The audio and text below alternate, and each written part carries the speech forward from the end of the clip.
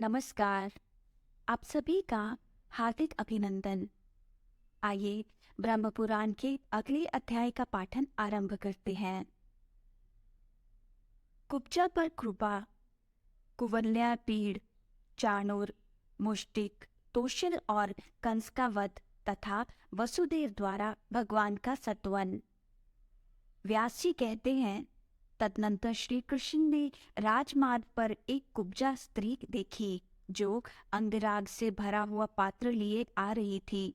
उसे देखकर श्री कृष्ण ने पूछा, कमल लोचने, तू यह अंगराज किसके पास लिए जाती है? सच सच बता। उनकी बात सुनकर वह श्री हरि के प्रति अनुरक्त हो गई और बोली, प्रिय, क्या आप नहीं जानते, कंस ने मुझे अंगराग लगाने का कार्य सौंप रखा है। मैं अनेक वक्रा के नाम से विख्यात हूँ। मेरे सिवा दूसरे किसी का घिसा हुआ चंदन कंस को पसंद नहीं आता। श्री कृष्ण बोले, सुमुखी, यह सुंदर सुगंध युक्त अनुलेप तो राजा के ही योग्य है। हमारे शरीर के योग्य भी कोई अनुलेपन हो तो दो। यह सुनकर कुब्जा ने आदर पूर्वक कहा, लीजिए ना। फिर उन दोनों को उनके शरीर के अनुरूप चंदन आदि अनुलेप प्रदान किया। कुब्जा ने ही उनके कपोल आदि अंगों में पत्र भंगी रचना पूर्वक अंगराज लगाया। इससे वे दोनों पुरुष रत्न इंद्रधनुष के साथ शोभा पाने वाले श्वेत श्याम मेघों के समान सुशोभित हुए। तत्पश्चात उल्लापन विधि के जानने वाले श्री कृष्ण ने उसकी ठोड़ी में अपने हाथ की 2 उंगलियां लगा दी और उसे उचकाकर ऊपर की ओर खींचा। साथ ही उसके पैर अपने दोनों पैरों से दबा दिए। इस प्रकार केशव ने उसके शरीर को सीधा कर दिया। फिर तो वह युवतियों में श्रेष्ठ परम सुंदरी बन गई और प्रेम से शिथिल वाणी में बोली, प्यारे, आप मेरे घर में पधारे। अच्छा, तुम्हारे घर आऊंगा। यूं कहकर श्री कृष्ण ने कुब्जा को विदा किया और बलराम जी के मुंह की ओर देखकर वे जोर से हंसे। तदनंतर पत्रभंगी रचना पूर्वक अंगराग लगाए और पीतांबर तथा नीलांबर धारण किए विचित्र पुष्पों के हार से सुशोभित वे दोनों भाई धनुषाना में गए। वहां उन्होंने रक्षकों से धनुष के विषय में पूछा और उनके बतलाने पर उसे उठाकर चढ़ाया। बलपूर्वक चढ़ाते ही वह धनुष टूट गया।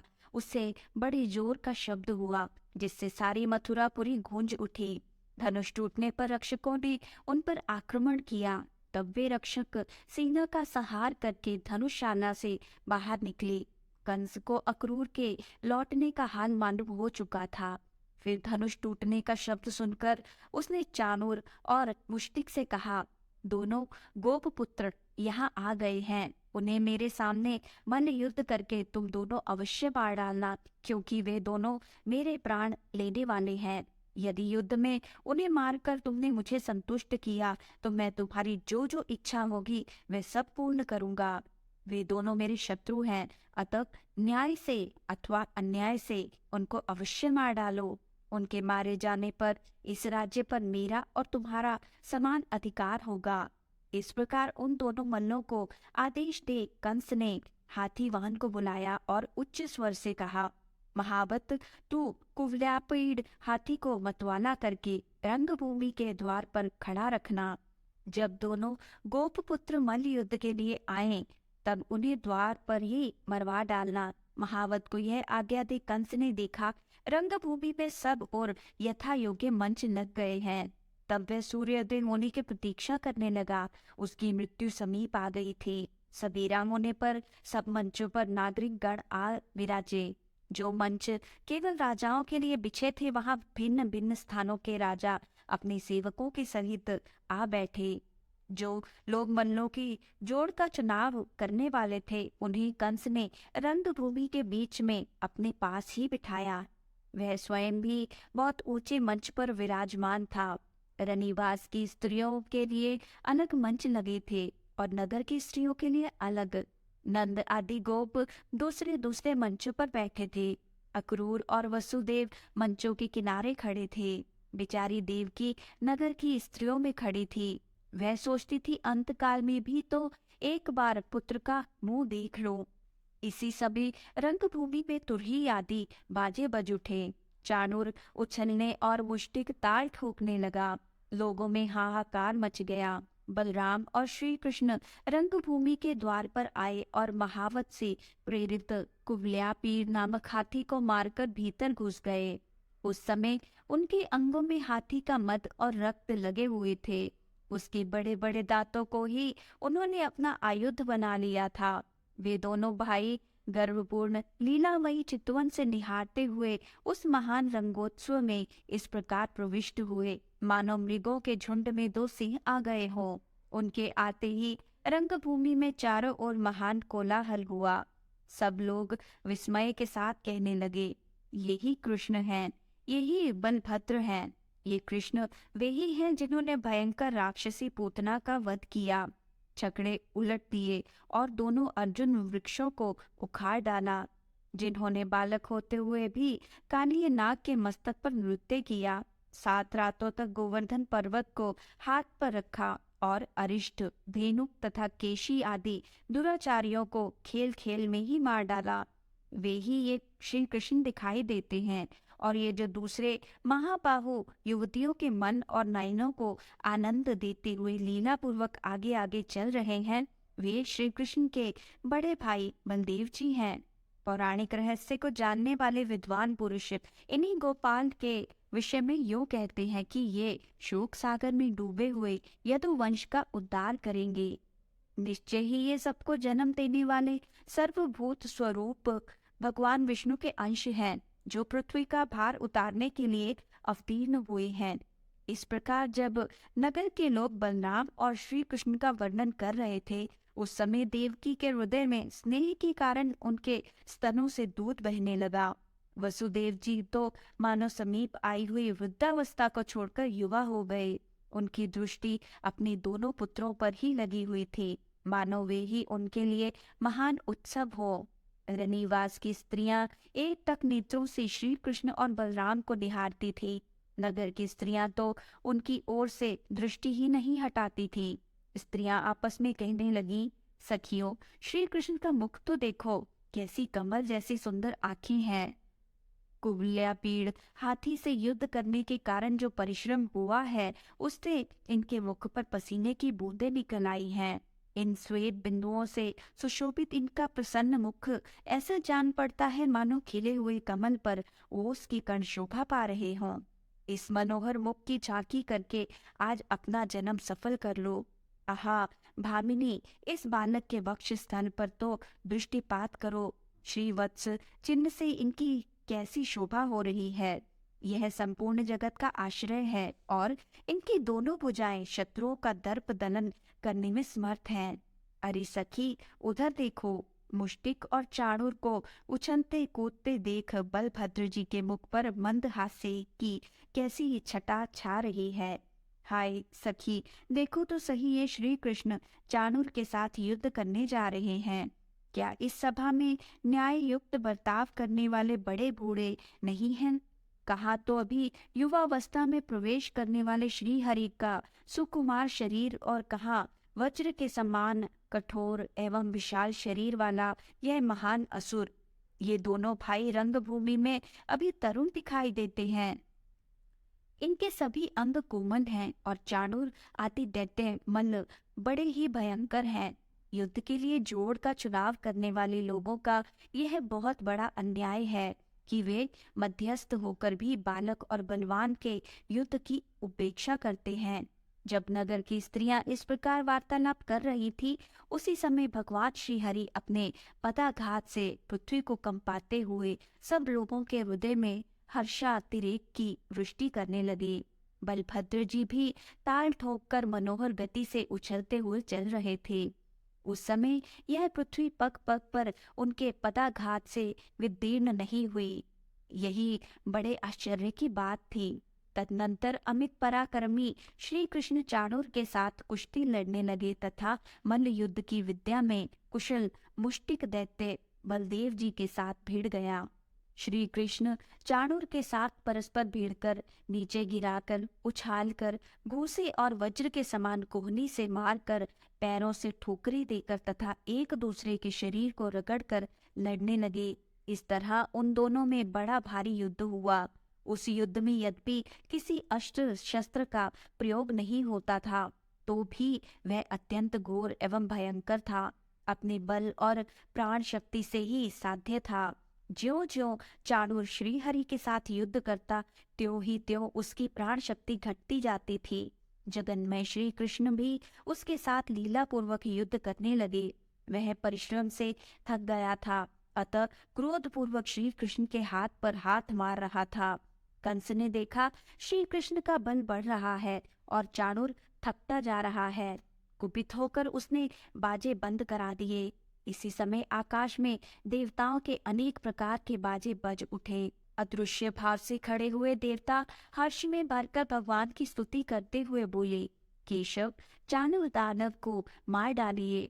गोविंद, आपकी जय हो। श्री कृष्ण देर तक चाणूर के साथ खिलवाड़ करते रहे, फिर उसे मार डालने के लिए सचेष्ट हुए और दैत्य को उठाकर आकाश में घुमाने लगे। घुमाते समय ही उसके प्राण पखेरु उड़ गए। भगवान ने उसे 100 बार घुमाकर पृथ्वी पर पटक दिया। चाणूर के 100 टुकड़े हो गए। उसके रक्त की धारा से अखाड़े में गहरी कीचड़ हो गई। महाबली बलदेव जी भी उतनी देर तक मुष्टिक के साथ लड़ते रहे। अंत में उन्होंने भी उस दैत्य के मस्तक पर मुक्के का प्रहार किया और छाती में घुटने से आघात करके उसे पृथ्वी पर गिरा दिया। फिर अपने शरीर से रगड़कर उसका कचूमर निकाल दिया। उसकी जीवन लीला समाप्त हो गई। तत्पश्चात श्री कृष्ण ने पुनः महाबली मनराज तोषर को बाएं घूसे की चोट से मार गिराया। चाणूर, मुष्टिक और तोषर के मारे जाने पर शेष पहलवान भाग खड़े हुए। उस समय श्री कृष्ण और बलभद्र रंगभूमि में समवयस्क ग्वाल बालों को साथ ले हर्ष में भरकर उछलने कूदने लगे। यह देख कंस की आंखें क्रोध से लाल हो गई। उसने अपने सेवकों को आज्ञा दी, इन दोनों ग्वालों को बलपूर्वक रंगशाला से बाहर निकाल दो। पापी नंद को भी पकड़कर तुरंत बेड़ियों में जकड़ दो। वसुदेव को भी उसकी वृद्धता का विचार न रखते हुए कठोर दंड देकर मार डालो। ये जो ग्वाल बाल श्री कृष्ण के साथ उछल रहे हैं, इन सब की गौएं छीन लो और इनके घर में जो कुछ भी धन संपत्ति हो उसे लूट लो। कंस को इस प्रकार आदेश देते देख भगवान मधुसूदन हंस पड़े। वे उछलकर मंच पर जा चढ़े। राजा का मुकुट पृथ्वी पर गिर पड़ा। श्री कृष्ण ने उसके केश पकड़ लिए और उसे पृथ्वी पर गिराकर स्वयं भी उसी पर कूद पड़े। वे संपूर्ण जगत का भार लेकर उसके ऊपर कूदे थे, इसलिए उसके प्राण निकल गए। उग्रसेन कुमार राजा कंस संसार से चल बसा। मरने पर भी श्री कृष्ण ने उसके मस्तक के बाल पकड़कर उसके शरीर को रंगभूमि में घसीटा। कंस के पकड़े जाने पर उसका भाई सुनामा क्रोध में भरकर आया, किंतु बलभद्र जी ने उसे खेल में ही मार गिराया। मथुरा का महाराज कंस श्री कृष्ण के हाथ से अवेलना पूर्वक मारा गया। यह देखकर रंगभूमि में आए हुए सब लोग हाहाकार करने लगे। तदनंतर श्री कृष्ण ने शीघ्र जाकर वसुदेव और देवकी के चरण पकड़ लिए। बलदेव जी ने भी उनका साथ दिया। वसुदेव और देवकी ने श्री कृष्ण को उठाया और जन्म काल में उन्होंने जो बातें कही थी उन्हें याद करके स्वयं ही प्रणाम करने लगे। वसुदेव जी बोले, देव देवेश्वर, आप मुझ पर प्रसन्न होइए। प्रभु, आप देवताओं में सर्वश्रेष्ठ हैं। केशव, आपने हम दोनों पर कृपा करके ही हम दोनों का उद्धार किया है। हमारी आराधना से भगवान ने जो दुराचारी दैत्यों का वध करने के लिए हमारे घर में अवतार लिया, इससे हमारा कुल पवित्र हो गया। सर्वात्मन, आप ही संपूर्ण भूतों के अंत हैं। आप में ही सबका लय होता है। आप समस्त प्राणियों के भीतर विराजमान हैं। आपसे ही भूत और भविष्य की प्रवृत्ति हुई है। सर्वदेवमय अच्युत अचिंत्य परमेश्वर, यज्ञ में आपका ही यजन किया जाता है। परमेश्वर, आप ही यज्ञ हैं और आप ही यज्ञों की कर्ता धर्ता है। आपके प्रति परमात्मा भाव को हटाकर जो मेरा और देवकी का मन पुत्र स्नेह के कारण आपकी ओर जाता है, यह हमारे लिए अत्यंत विडंबना है। कहाँ तो आप संपूर्ण भूतों के कर्ता, अनादि और अनंत परमेश्वर, और कहाँ हमारी इस मानवीय जीवा का आपको पुत्र कहकर पुकारना। जिनके भीतर समस्त चराचर जगत प्रतिष्ठित है, वे किसी मनुष्य से कैसे उत्पन्न हो सकते हैं, किसी नारी के गर्भ में कैसे शयन कर सकते हैं। जगन्नाथ, जिनसे यह संपूर्ण संसार उत्पन्न हुआ है, वे आप माया के सिवा किस युक्ति से मेरे पुत्र हो सकते हैं।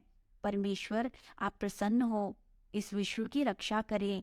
आप मेरे पुत्र नहीं हैं। ईश, ब्रह्मा से लेकर वृक्ष पर्यंत संपूर्ण जगत आपसे ही उत्पन्न हुआ है। परमात्मन, आप हमारे मन में मोह क्यों उत्पन्न करते हैं। मेरी दृष्टि माया से मोहित हो रही है। आप मेरे पुत्र हैं, यह समझकर मैंने कंस से अत्यंत भय किया था और शत्रु के भय से व्याकुल होकर आपको गोकुल ले गया था। गोविंद, वहां रहकर आप मेरे सौभाग्य से इतने बड़े हुए हैं। रुद्र, मरुदगण, अश्विनी कुमार और इंद्र के द्वारा भी जो कार्य सिद्ध नहीं हो सकते, वे भी आपके द्वारा सिद्ध होते देखे गए हैं। ईश, आप साक्षात श्री विष्णु हैं, जगत का कल्याण करने के लिए इस भूतल पर अवतीर्ण हुए हैं। हमारा सारा मोह अब दूर हो गया है। आज के इस पाठन को यही विराम देते हैं और अगले अध्याय के पाठन के लिए हमारे साथ फिर से जुड़िएगा। आइए साथ मिलकर ब्रह्मा जी के इस पवित्र मंत्र से आज का समापन करते हैं। ओम ब्रह्मणे नमः। ओम ब्रह्मणे नमः। ओम ब्रह्मणे नमः। ओम ब्रह्मणे नमः। ओम ब्रह्मणे नमः। ओम ब्रह्मणे नमः। ओम ब्रह्मणे नमः। धन्यवाद।